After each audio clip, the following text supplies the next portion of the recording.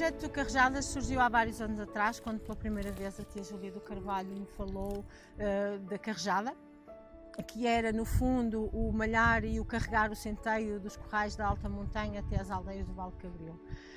Parecia uma tarefa simples, mas não era, uma tarefa bastante árdua. Os homens tinham que ir na véspera para prepararem o centeio, para o secarem, para o malharem e carregar tudo pela serra abaixo. E tudo era os potes, as ferramentas, os malhos, o próprio cimento do centeio tinha de vir, o colmo tinha de vir, mas vinha com grande festa. Eles cantavam, davam vivas pela serra abaixo, de vivas ao dono do curral, vivas ao bom malhador, vivas a este, vivas aqueles, as mulheres em casa numa azáfama a preparar a cabra, porque era preciso alimentar bem os homens que vinham exaustos, porque era um trabalho bastante árduo, mas apesar de tudo as pessoas eram extremamente felizes. Eu consegui visualizar toda aquela vida, todo aquele trabalho e pensei, isto é fascinante e eu quero ver isto um dia. Partilhei com o Ulisses e com o Márcio esta tradição e eles abraçaram a ideia e disseram nós devíamos fazer isso, mas a questão como?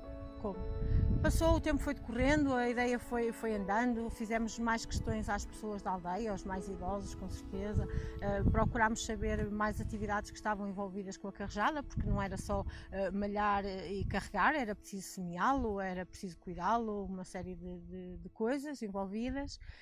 E começámos ali sempre com a ideia e como é que a vamos pôr em prática, até que surgiu o programa de apoio EDP Tradições e com esse programa nós verificámos que tínhamos uma janela de oportunidade para organizar melhor este projeto, para verificar todas as atividades envolvidas, tudo o que era necessário e para poder realizar o objetivo que nós tínhamos, que era recuperar as técnicas e saberes ancestrais, recuperar o cultivo do centeio em alta montanha, com todas as implicações que isso tem, retomar o trabalho comunitário e fazer uma recuperação de um habitat que era o habitat da perdiz e o habitat do coelho, que deixou de existir porque deixou de haver centeio em alta montanha. Portanto, nós desenhámos o projeto, submetemos a candidatura, ganhámos e começámos a trabalhar. Demos início às primeiras atividades, sempre recolhendo mais informação e aprendendo e procurando as pessoas mais disponíveis para nos ensinarem. Estamos a falar de pessoas mais idosas com algumas das suas limitações. Tentámos sempre tornar tudo muito mais confortável para eles e para a comunidade e fomos maravilhosamente surpreendidos com essa adesão, com a participação das pessoas, com o que elas trouxeram para o projeto, além daquilo que nós esperávamos, porque não foi só o número de pessoas que esteve presente que foi importante para nós, foi a forma como eles se entregaram, a forma como alguns deles nos pedem, vamos continuar, temos de manter esta tradição. É um projeto muito identitário, é um projeto no qual as pessoas realmente revivem as suas vidas e são felizes. Este projeto teve várias fases e várias atividades que se desenrolaram ao longo de um ano. Nós procedemos ao cultivo, à sementeira do centeio em meados de setembro, 15 de setembro, por aí. Depois tivemos várias ações de capacitação, como sejam a realização e feitura dos malhos, em que tínhamos as pessoas mais velhas a explicar aos mais novos e a pessoas de fora, nomeadamente, como é que se faziam. Depois tivemos os muros, como refazer os muros de pedra solta, em que temos aqui este exemplo que foi um muro que se refez durante essa ação. Posteriormente iremos ter a cegada, agora no fim de julho, e depois em meados de agosto teremos a tão falada e tão saudosa malhada, que as pessoas, quando se fala numa malhada aqui em Lagoa, principalmente os mais velhos, vem-lhe todos uma saudade que se nota que era uma coisa marcante naquela altura. E é isso que nós vamos querer criar, para que toda a gente possa vivenciar aquilo que se passava antigamente e que se vai começar a passar de novo a partir deste ano. Ali pelo pátio ainda há alguma coisa? Sabe onde é que eu vi outro dia um? Está ali com um barrigaço. Está aqui, Zé.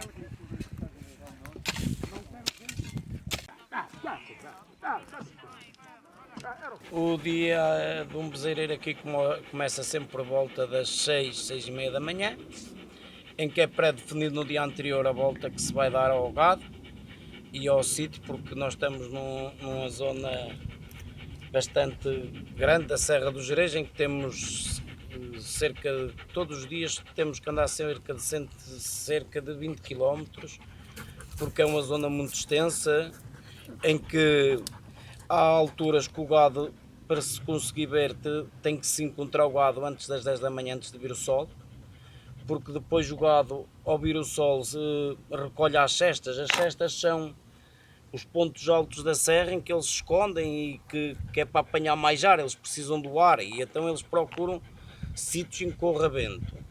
E a partir das 10 até às 3, 4 da tarde é quase difícil ver os animais, a não ser que se conheça bem a rotina deles, como é o caso dos animais que aqui temos em Lagoa e Couso, que se conhece mais ou menos a rotina, mas quando temos os animais na Serra do Gado, mais para cima para a zona dos Carris, que vão até a Espanha e que passam outras fronteiras, aí nós temos que sair sempre muito cedo e não conhecemos bem a rotina do gado.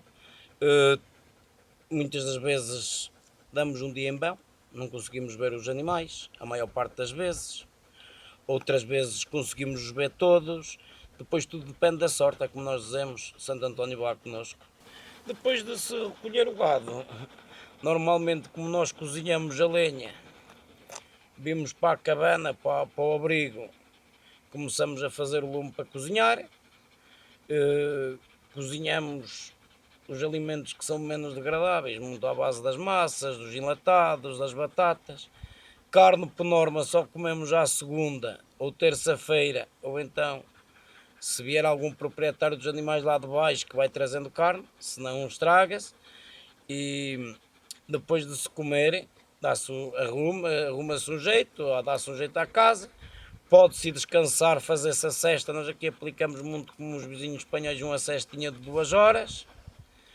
E depois ao fim do dia, quando forem 4, 5 horas, volta-se a dar a volta, neste caso é mais às vacas dos bezerros, ou então vacas que nós não tenhamos visto, porque é o regresso do gado. O gado começa a voltar a comer, ou começa a comer às 6 da manhã e aproveita para comer à sombra e quando o tempo está fresco, e depois volta a comer quando são 5, 6, 7 horas, dependendo do dia, até ao fim da noite. Quando chegou à noite, a noite é solidão, mas eu aproveito, no meu caso, aproveito para escrever, para ler e quando por norma 9, 10 horas também, como eu já estou a dormir, é a norma, por norma 9, 10 horas já estamos a dormir. Outras vezes acordamos à meia da noite, obviamente, se ouvimos uivar os lobos, se sentimos a foca na nossa cadela agitada, se sentimos os animais agitados à volta dali, sabemos que há lobo perto e pomos-nos a pé, mandamos 2 gritos e pronto, e voltamos para a cama, mas aí já dormimos pouco.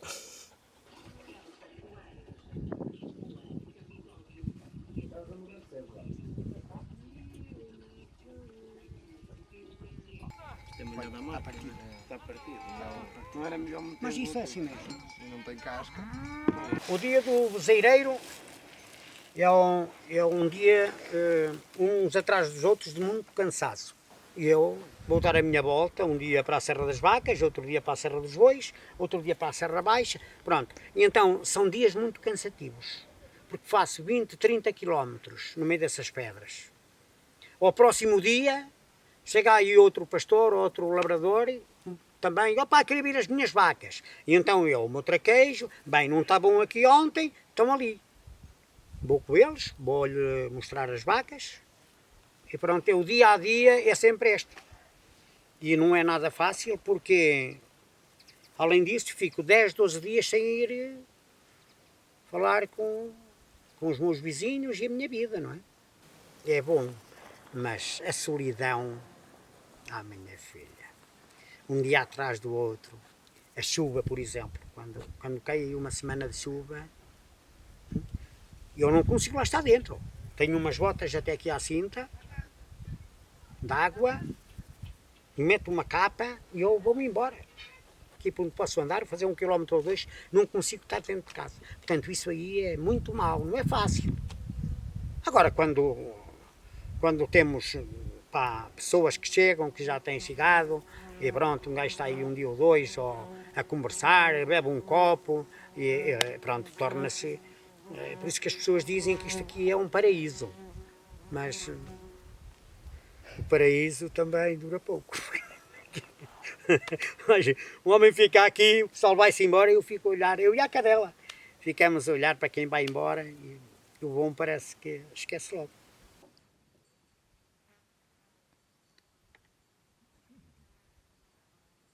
Claro, temos a volta de manhãzinha cedo, para não... é mais fácil apanhar os animais no local deles, porque durante o calor os animais podem se esconder, não é tão fácil procurá-los nem encontrá-los. E de manhãzinha e de tarde, para fresca. Porque na hora do calor você não encontra os animais tão fácil. Durante o dia, de manhã e à noite temos o dia ocupado, que a serra é um bocado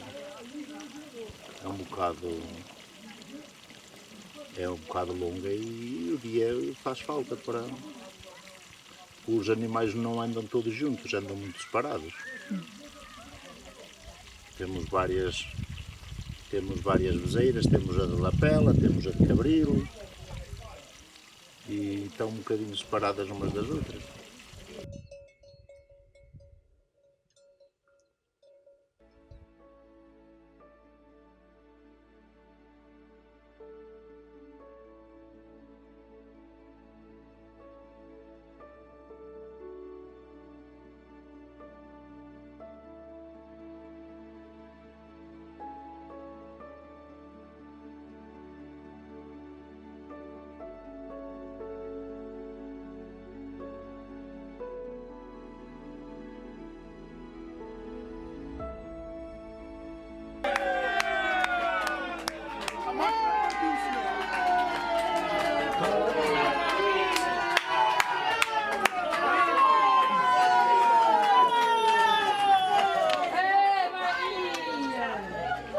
A carrejada é o ato de carregar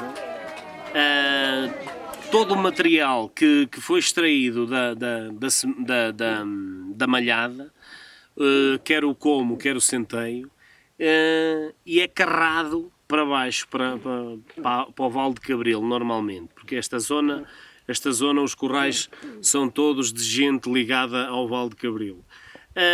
As pessoas iam daqui com uma grande alegria por essa encosta abaixo, virados a Tabocinhas, Corto Costa até à vila, São Ana e Vila. Começavam a dar sinais de que se estavam a aproximar. Isto porquê?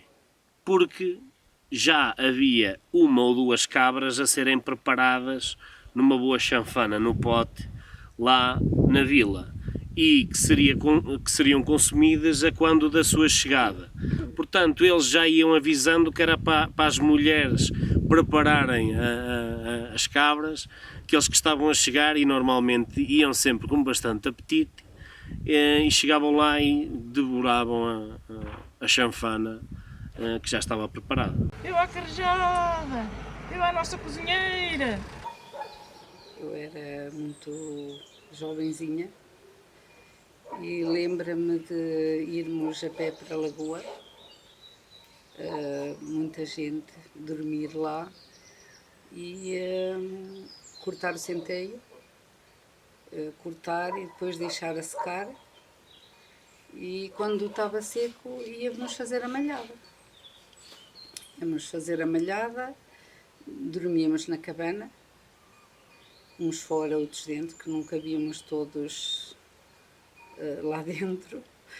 E cozinhava-se num caldeiro, chamamos um caldeiro, que nós tínhamos aqui, que antigamente era para os porcos, onde cozinhamos as batatas e as couves e isso tudo para os porcos. E então, nessa altura, como era muita gente, lavava-se esse caldeiro e era aí que cozinhávamos para todos. Depois era vir para baixo com o centeio e com o colmo e com a palha, com os malhos, as cozinheiras. E quando chegávamos aqui à povoação, tudo gritava viva a carrejada e era uma alegria, dançava-se, cantava-se e pronto, era uma alegria para toda a gente. Não era fácil, porque era tudo abraço, como se sabe. Cortar era preciso quase de joelhos ou derreados, como se diz, agachado, né? E não é fácil, mesmo se nós, os jovens hoje, ou qualquer pessoa se experimentar com um gadanho a cortar baixinho, é difícil, não é? Se calhar 5 minutos aguenta-se bem, mas 1, 2, 3, 4 horas não é assim tão fácil como isso.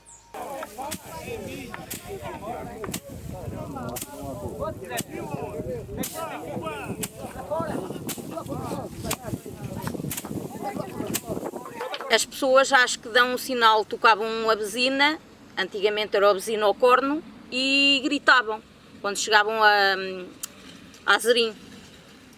Ali para abaixo, pelo carreiro abaixo, eles davam um sinal que estavam a chegar ali.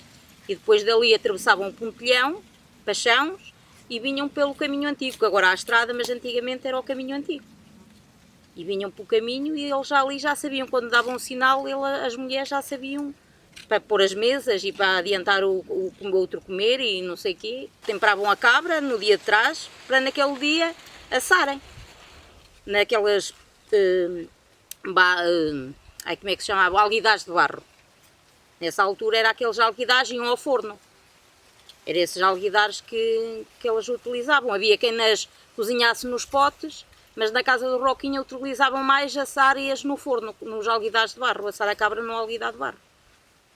Era uma alegria. Depois nos até, na vez de virem para o caminho, já se iam acabada para baixo, aos bolinhos da Aida, vinham para o caminho do meio, punham-se na corte de costa mais cedo, mas não saía dali ninguém sem vir os outros todos. Pousavam ali, quando viessem os outros todos, não sei se bebiam alguma coisa senão, quando viessem os outros todos, então é que arrancavam todos.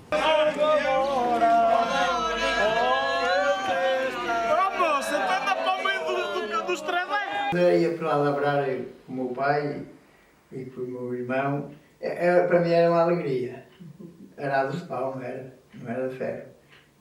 Os bois, prendia lá os bois, sempre lá o jugo, a canga lá. E os arados já ficavam lá, e a canga já ficava lá de uns anos para os outros.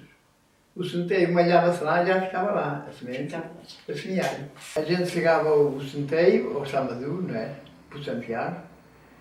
Segava-se e punha-se nos morocos, como vós fizeste lá.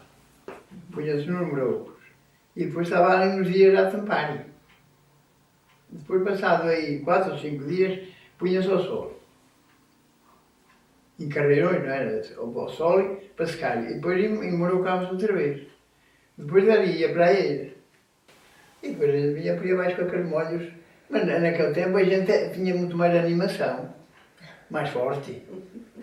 Chegámos a trazer de lá centeio de lagoa, saco, 75 quilos.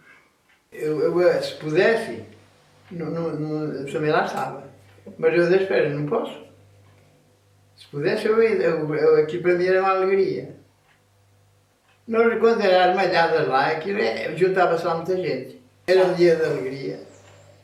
Venham vocês. A gente vir lá cheio de trabalhar, de malhar até 1 hora ou 2, e depois vir com eles carregam por aí abaixo, e chegar aqui, comer bem, beber, e depois ainda uma dança.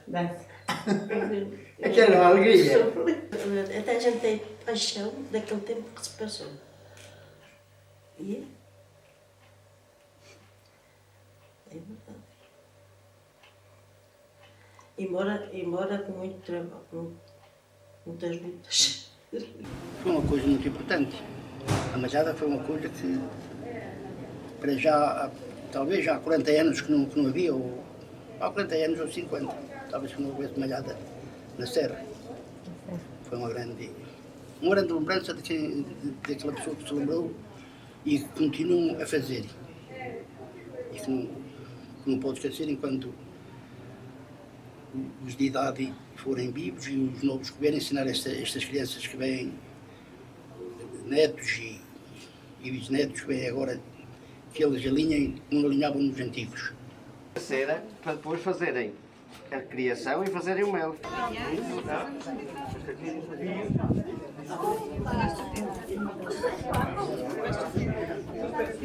A tradição antiga que era bem feito recuperá-la e haver alguém que continue. E isso para mim, eu fico muito contente com tudo isso, porque matar saudades do passado é recordar e não deixar esquecer. Eu recebi os ensinamentos dos antigos, também gostava que ficassem cá estes novos para dar seguimento ao nosso trabalho. Era muito bonito daqui a uns anos tornarmos a recordar, quanto mais não fosse só para ver. Foi uma grande coisa. Miúdos da escola, miúdos pequeninos, para aprenderem com os mais velhos. Para eles um dia recordarem quem já partiu.